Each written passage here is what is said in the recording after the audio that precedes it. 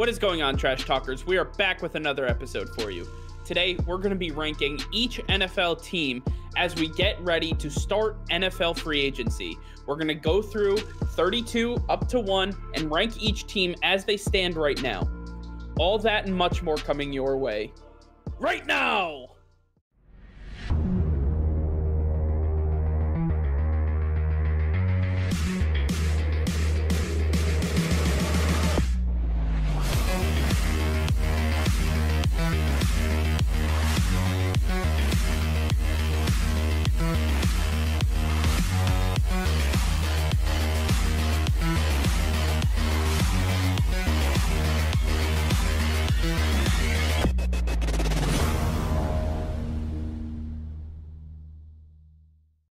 All right, Nick. Well, NFL free agency has just started, but I thought this was a good time to really give us an idea of where each team is. And as of the time that we're recording this, nothing has actually happened in free agency. Nothing has really transpired. So I figured this was a good time while it's fresh in our brains. Let's rank these teams because at the end of free agency, I want to revisit this and then re-rank them. So let's start off with number 32. Who do you got? At 32, the worst team in the NFL as it stands, the Philadelphia Eagles. I don't think we can be too surprised here. The Eagles have lost a lot of pieces, just traded away Carson Wentz. They're in a full rebuild right now, and look, they're going to be better off with the number 1 overall pick next year. I think that they are going to be in a rebuild for a little while, and right now I think they're at the bottom of the league. Yeah, I'm right there with you. And, you know, the Eagles, listen, it's no secret that I'm not a fan of the city of Philadelphia, but they truly have a lot of holes that they have to fix. But another team that also resembles that is at number 31, the Houston Texans. The Houston Texans are in a world of hurt right now because Deshaun Watson refuses to say that he will play for this franchise. They brought in a questionable head coach in David Culley. Now, Nick Caserio, I thought was a really good hire at GM, but it seemed like that might have rubbed Deshaun Watson the wrong way. Some other players on the team. J.J. Watt was a huge loss for this team. It's going to be tough. We got to see what they do in free agency, but the Houston Texans have a lot of holes they have to fill. All right, at number 30, we have the Detroit Lions. Right now, the Lions, they made a big move trading Stafford for Jared Goff, and I think Jared Goff could use the new fresh scenery. I think that he's going to work well in Detroit. I think Dan Campbell has got something up his sleeve, and I think this team is on the right track, but they have a long ways to go, and I think that they are going to be at the bottom of the league for the next couple of years until they can lay the new groundwork and move up from here. Yeah, the issues that they have post Matt Patricia are going to haunt them for a little bit, and that they have to work through that. At number 29, we have the Jacksonville Jaguars, who are well on their way to rebuilding. We obviously expect them to take Trevor Lawrence, number 1 overall in the NFL draft. There's a ton that the Jacksonville Jaguars have to do this offseason, but they also have number 1 in cap space, which is why they're higher on our list, because we expect them to be fully invested in NFL free agency. I expect them to make a ton of moves. Absolutely. At number 28, I have the Atlanta Falcons. They have a stellar offense, Julio Jones and Calvin Ridley. Matt Ryan is still throwing the ball extremely well. They've got a new offensive-minded head coach in Arthur Smith. I think that he's going to do really well with that offense, but that defense is still in shambles. They have not done a lot, and I don't know if they're going to be able to do a lot in free agency. I don't see that this defense makes many improvements this offseason, and I think that they're going to end up being in the bottom 5 of the league again next year as well. It's very possible. At number 27, we have the Cincinnati Bengals. And again, just like the Jaguars, this team is rebuilding. They got their quarterback last year in Joe Burrow. They still have some other holes that they have to fill, including especially on the front 7 of that defense. They have to get some linebackers, have to get some edge rush. Now that, they got rid of Carlos Dunlap, that they have a lot of holes that they have to fix. So I believe that the Bengals will be active in free agency. They have some good draft picks they're going to have to utilize, build that offensive line in front of Joe Burrow, make sure he stays upright and stays healthy. Absolutely. At number 26, I have the Denver Broncos. If you look at them right now, Drew Lock, he's still a big question mark. We don't know if he's good or if he's the future. I think that there's too much concern around whether he's their guy or not. Von Miller's at the back of his end of his career. Him and Bradley Chubb both can't stay healthy. You can't rely on a lot of the main pieces of this team, and I think that leaves them in a bad spot right now. Yeah, no, I agree. And the Broncos have a lot of questions on their roster, but one team that is pretty low and doesn't have as many questions are the Chicago Bears. Their biggest question is the most important piece, though, the QB. Who is playing quarterback for this team? And I believe at number 25, it makes sense that the Chicago Bears land here is as strong and as stringent as their defense can be. Their offense is lackluster. And they are holding on to Allen Robinson by the skin of their teeth. And the only way they can go up from here is if they figure out the quarterback situation, possibly Russell Wilson. Absolutely. At 24, I have the Las Vegas Raiders. I think they made some good improvements last year. I think that they are on their way. They're getting there. But I think that Derek Carr is not the future. I think that they are trying to ride him out and see if he can make it. But I don't believe in Derek Carr. I think that he's losing weapons around him. We already saw Tyrell Williams be released earlier, and we saw a couple big defensive pieces released earlier this offseason. I think that the Raiders are trending downward right now, and they are not looking good. That's for sure. At number 23, we have the Washington football team. And some of you may be surprised by this, but I have to say, they barely won their division when they were pretty much fully healthy all year. And the Giants didn't have Saquon Barkley, and the Cowboys don't have Dak Prescott. I mean, what are we actually talking about here? So the Washington football team end up at number 23. They have some holes to fill. They have players that they have to re-sign, like Ronald Darby in free agency. There is a lot that they have to get done here. Plus, who is playing quarterback for this team? We may never know. Yeah, I think that another team pretty close to the Washington football team in the same division, the number 22 team on our list, the New York Giants, I think that they have some big obstacles ahead of them this offseason, mainly getting Daniel Jones a true number one wide receiver. They already told Golden Tate he's released, he's gone. They need to replace him and get somebody that's trustworthy that they can rely on. And this defense still has some big holes. The front line of the defense is great, but the linebackers are iffy, and they still need some cornerback depth alongside James Bradberry. I think there's some holes that need to work out. They're trending upward, but I still think they're a long ways away. Yeah, Joe Judge has his work cut out for him, and that is for sure. At number 21, we have the Minnesota Vikings, and as great and as potent as this offense can be with Justin Jefferson, Adam Thielen, Irv Smith Jr., don't forget about Dalvin Cook and Kirk Cousins leading the show. Offense is great. The defense, on the other hand, is a major, major issue. Daniil Hunter, is he coming back? What is this defense looking like in the front seven? And then the backups, the defensive backs, the corners, the safeties, they got a lot of questions outside of Harrison Smith. And do they bring back Anthony Harris? There's a lot of questions on that side of the ball that they have to answer. At number 20, I have the New York Jets. Right now, the New York Jets, I think they are trending upward. I think that the signing of Robert Saleh was huge for Joe Douglas and this team, and I think that they finally have the coaching staff they want, but the player personnel is truly not there, and it's going to take some time for them to rebuild this roster, especially if they're moving on from Sam Darnold. So I think that the Jets have their work cut out for them as well. Yeah, I think we have the Jets here solely based on the fact that they have the means to get it done in free agency and in the draft, but can they actually get it done? At number 19, we have the New Orleans Saints, and Drew Brees just announced his retirement, and here we are. We're looking at the New Orleans Saints, and who's going to play quarterback? They had to decimate a lot of this roster because they were $100 million over the cap for next year. So there's a ton that they have to do and a lot of holes that they have to fill with almost no money. But they still have Alvin Kamara. They still have Michael Thomas. And those guys land you right in the smack dab middle of the thing because of how talented this team actually is.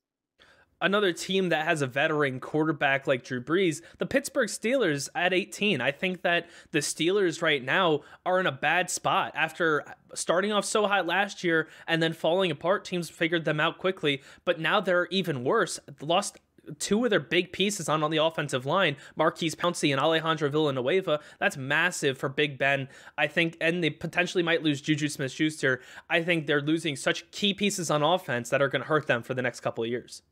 Absolutely. At number 17, we have the Carolina Panthers, and the Panthers, they have some interesting pieces around. I like Robbie Anderson at wide receiver, but Curtis Samuel's a free agent. What happens at the quarterback position? Do they draft one? Do they stick with Teddy Bridgewater? And then defensively speaking, can they retain some of their talent? Can they add to that defensive front? I mean, there's a lot of holes here. But the Panthers, they're in an interesting spot in the NFC where I still think they can compete. So that's why they land at number 17 on our list. Another team in the NFC that can still compete is the Seattle Seahawks at 16.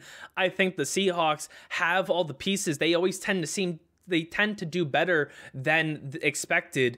But right now, Russell Wilson, we don't know if he's on the team or not. Even if he is, they still don't have an offensive line for him, what he's been asking for years. I don't think this team can get any better if they don't improve this offensive line. And right now, they're smack dab in the middle of the entire league. That's right. And at number 15, we have the Tennessee Titans. The Titans have a lot of players that are set to hit free agency. The release of Malcolm Butler, Jonnu Smith at tight end, Corey Davis at wide receiver. They did re-up Derrick Henry, and they have him for a long time. Is it enough to have around Ryan Tannehill? Can Mike Vrabel get this team to its former glory without some of these major pieces that it seems like they will not be resigning? There's a lot of questions around the Tennessee Titans, but they were a playoff team, so you have to give them the benefit of the doubt moving forward. A team that's going to have some light shed upon them up in this next season is the Cowboys. I think the Dallas Cowboys getting back Dak Prescott is massive, but it was also massive is getting back that entire offensive line that was decimated last season. Getting all these pieces back on offense is going to be massive for them to put up another 40, 50-point games each and every week. That defense is going to have to get improved if they're going to want to compete in not only in their division, but in the league also. I think that the Cowboys are trending upward, but they still have some work ahead of them. At number 13, we have the Arizona Cardinals, and I believe that the Cardinals are in a very interesting position because they added J.J. Watt, but he is not the end-all, be-all of their needs on this team. They have to make sure that they get a tight end, whether it's Zach Ertz or Jonnu Smith or Hunter Henry, somebody on this roster. Then they have to figure out the defensive side of the ball, who's replacing Patrick Peterson. So they have some questions, but I believe they, like you said, they are trending upward, and I like them here at number 13. At number 12, I have the New England Patriots. They just re-signed Cam Newton. He will be back under center for the Patriots, and they got back their old left tackle, Trent Brown, from the Raiders. I think that the Patriots are trending in the right direction. They're getting a bunch of their big opt-outs from last year. I think this is going to be a completely different Patriots team than we saw last year. Look for them to be on the winning side of football again next season. Absolutely. And we're not homers by any... Not at all. Not at all. At number 11, we have the San Francisco 49ers. And listen, the biggest issue for the 49ers was their health. I mean, they lost George Kittle. They lost Jimmy Garoppolo. They lost Nick Bosa. They lost a lot of pieces on this defense to injury last year. Now, one of the only pieces that we really expect to move in free agency is Richard Sherman. And if he goes, I think they have, a capable ability to, bring in a replacement. The biggest loss, I believe, is actually Robert Saleh. Can they replace him? Can they replace what he brought to this team? It's going to be very interesting to see how they can work out on defense. And now we finally breached the top 10. At number 10, I have the Los Angeles Chargers. Now that Justin Herbert has a full year under center with this team, I think they're going to be so much better than last year. And now that Brandon Staley has taken over this team, we saw what he did with the Los Angeles Rams defense last year. Now he brings that mindset over to the Chargers defense. That's one thing Anthony Lynn could not fix up. And I think Brandon Staley is going to take care of this problem. I expect the Chargers to fully compete with the Chiefs next season in that division and in the AFC. At number 9, we have the Baltimore Ravens, and I may not be the biggest Lamar Jackson fan or even believer, but this team is legit, and they get to the playoffs every single year. And this defense, they get to the passer. They have a lot of depth on the defensive backfield. And then the offensive line is pretty solid and sound. They have a couple of holes at guard and possibly at right tackle if they have to move on from Orlando Brown Jr. So they have a couple of issues, but nonetheless, I expect this team to be near the top in the AFC. And at number 8, the Miami Dolphins. The Miami Dolphins, if you remember, they were one of the other teams alongside the Patriots that had many opt-outs that truly affected their offense. They spent a lot in defense last year, and I expect them to do that on the offensive side of the ball this offseason.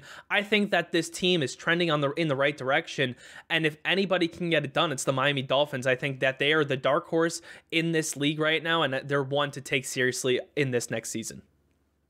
At number 7, we land the Cleveland Browns, and the Browns were an incredible team. They made the playoffs for the first time in absolutely forever last year, and they get to bring back Odell Beckham Jr. Well, if he doesn't come back, that means they've traded him. So that, they have a lot of work around here, whether it's OBJ or somebody else, doesn't matter. They have trade assets, they have draft assets. They can do everything that they need to do to fix up some of these holes. Plus, their biggest rookie piece from last year, Grant Delpit, was not available because he got injured prior to the start of the season. He is a massive hitter at the safety position. Look for him to be an incredible force on this defense. Well, number 6 is an incredible force altogether, and that's the Indianapolis Colts. Now that they have Carson Wentz under center, they can truly start to take shape of this offense. I think that in Frank Reich's system, Carson Wentz is going to return back to form, and we're going to see the Indianapolis Colts much better than they were last season. They are another true threat in the AFC, and I fully expect them to make a big Super Bowl run. For sure. Breaking the top 5 now, we have the Los Angeles Rams. That's right, the Rams. And listen, when you have a guy named Aaron Donald who's anchoring your defense, a lot of question marks seem to just fly out the window because this guy can absolutely get it. And then anybody you put around him is just going to eat. So I like this defense. I like them a lot. The offense now with Matthew Stafford paired with these weapons and Cooper Kupp and Robert Woods and a lot of these guys, I believe that the Rams got stronger without even getting close to free agency. So at this point, the Rams are in a very good shot to not only make the playoffs, but make a deep, deep run. Absolutely. At number 4, the Buffalo Bills. We saw what Josh Allen did in year 3, and he's only going to get better in year 4. They're bringing back pretty much the entire team. They're all under contract still. I think they're going to be an improvement upon a COVID-laden season last year. I think that the Bills are going to be the biggest surprise next year. At number 3, we have the Green Bay Packers, who were just one game away from making the Super Bowl. But you know what? They were one game away, and they have some issues that they have to fix on the offensive side of the ball. Specifically, who plays wide receiver opposite Davante Adams? Because Davante Adams, sure lock. You have Aaron Jones, who you may be bringing back. Who knows? And now we have to figure out who wide receiver 2 and 3 are. Alan Lazard looked a bit capable before he got injured, and then he looked lost when he came back. Marquez Valdez-Scantling, can he do the job? The defense is pretty sound. They've restructured Preston Smith. They make it sound like, this defense is ready to run it back. I really like it a lot. I think the Packers are a good fit at number 3. At number 2, no surprise, the Kansas City Chiefs, a team with no wide receiver issues, the most powerful offense in the league by far. I think as long as Patrick Mahomes is there, they're going to be the best team in the AFC, and I think that they're going to be the ones to beat. The Chiefs had an amazing year last year, and if it weren't for losing their 2 tackles, who know what was going to happen in the Super Bowl. I think that the Chiefs are right on schedule to make another Super Bowl this season, and they are still the number 1 team in the AFC. And at number 1, we have, that's right, you guessed it, the defending Super Bowl champion, Tampa Bay Buccaneers. And guess what? They still have Tom Brady. They still have Rob Gronkowski. They're expected to bring back a lot of their weapons. A lot of these guys who are set to hit free agency have said, you know what? I love this team. Let's run it back. Let's do it at least one more time. So when you take a look at Levante David and Shaq Barrett and Chris Godwin and all these guys that they're bringing back because they want to be back, you have to put the defending Super Bowl champions right back at the top, and that's exactly where they belong. Well, that's going to do it for now. Thank you all for watching. Make sure to like this video and subscribe to the channel if you haven't already. Hit that notification bell. We go live every single day. That'll be all. Peace and love.